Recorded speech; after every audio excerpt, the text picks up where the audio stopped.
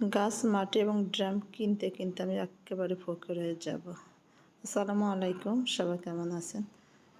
কিছু গাছ লাগানোর জন্য আমি আগে থেকে মাটি ভালো মতন প্রস্তুত করে রাখছিলাম। দেখলেই বোঝা যাচ্ছে ঘাসগুলো এবং শাক, যে ছোটো ছোটো শাক ভরে গেছে। গাছের চেহারা দেখুন, মানে ঘাসগুলো এবং শাকগুলো।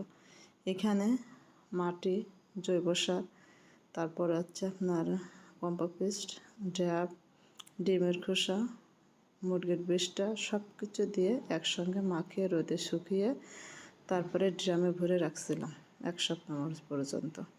আজকে এখানে একটা কদবেলের চারা লাগাচ্ছে। গাছ লাগানো এবং পশু পাখি পোষা আমার একটা নেশা ছোটোবেলা থেকে। ভীষণ ভালো লাগে গাছ লাগাইতে এবং পশু পাখি পালতে।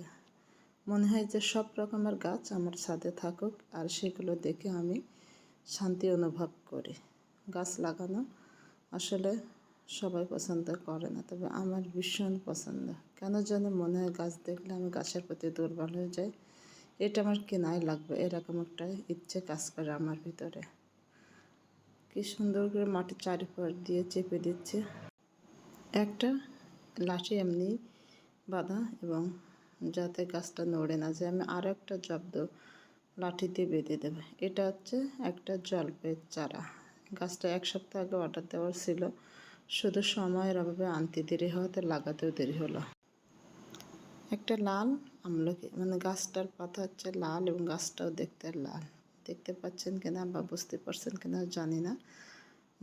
অরিজিনাল পাতাগুলো পড়ে যে আবার নতুন পাতা গজিয়েছে, সব মানে গাছের গোড়া থেকে আগা অবধি। এটাও একই সেম মাটি প্রস্তুত করা। আর মাটিটা দেখুন, বৃষ্টি হয়েছে কিন্তু রাতেই বৃষ্টি হয়েছে, তারপরে মাটিটা কত ঝরঝরে। মানে ড্রামের তলাগুলো আমি এত সুন্দর করে কেটে আবার শুধু পানিটা বেরোয় যাবে সেভাবে রাখছি আর কি, যাতে পানি না জমে থাকে। পানি জমে থাকলে গাছ নষ্ট হয়ে যায়, পাতা লাল হয়ে যায়। যার জন্য মাটি ঝরঝরে থাকতে হবে। গাছের বিষয় ভালো বুঝি না, তারপরে যতটুকু বুঝি আপনাদের সুবিধার্থে বলা আর কি। আর কেউ যদি এই বিষয়ে আমাকে পরামর্শ দেন গাছের বিষয়ে, তো অবশ্যই অনেক বেশি উপকৃত হবে। এখানে একটা লাঠি দিয়ে আমি গাছটা বেঁধে দেবো, যাতে বৃষ্টি বা এখন যে মাঝে মাঝে বাতাস হচ্ছে, বাতাসে গাছটা নুয়ে না পড়ে। যেহেতু গাছটা লম্বা আছে, কিছুদিন পরে আমি গাছের মাঝা থেকে কেটে দেব। এখানে এবারে আমি পানি দেব।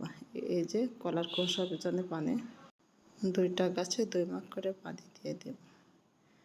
পানিটা আমি ছেঁকে নিচ্ছি, কলার খোসা ভিজিয়ে রেখে সেটা ছেঁকে তারপরে গাছের গোড়ায় দিতে হবে। কিন্তু